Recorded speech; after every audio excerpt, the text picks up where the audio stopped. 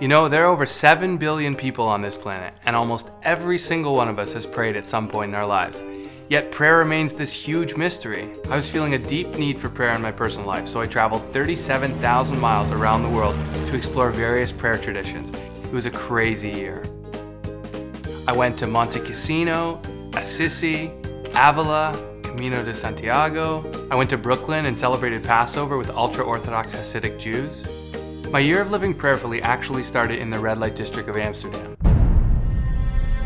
My wife and I were shooting a documentary about human trafficking, and the din was crazy. Hundreds of drunk guys chanting outside a bar, thousands more roaming the streets, women in the windows, police on horseback. It was totally overwhelming. In the middle of the district is a church, and every hour on the hour, men abuse women to the soundtrack of church bells. As I stood in the middle of this, I thought, God, you need to end this. I thought, God, I need your power in prayer.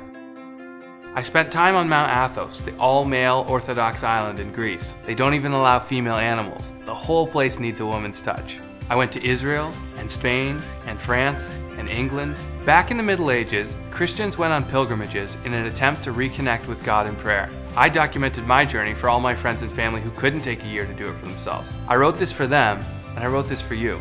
I went to North Korea for New Year's. I visited the world's largest church. I tried to meet Billy Graham twice. I even got to meet the Pope and have lunch at his house. I visited the oldest church in North America. It's a Quaker meeting house in Maryland. My wife and I love the motto of St. Benedict of Nursia. Pray and work, pray and work, pray and work. That's what we're trying to do. That's why we bought a trailer and parked it in a forest. It's why we don't own cell phones and mostly buy used clothes.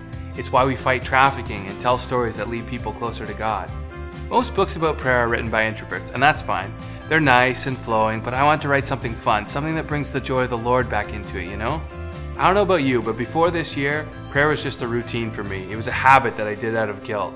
It was mostly one-sentence prayers at meal times and bedtimes, not the rich prayer life that I wanted. If I'm really honest, God was kind of like Santa Claus. But I had real questions that needed answers. Questions like, are my prayers actually being answered, and can my life count for something that matters? I think one of the biggest things I learned this year is that a life of prayer doesn't have to be boring. It can be full of excitement and adventure. Prayer can literally change the course of history. It changed me, and I know it can change you.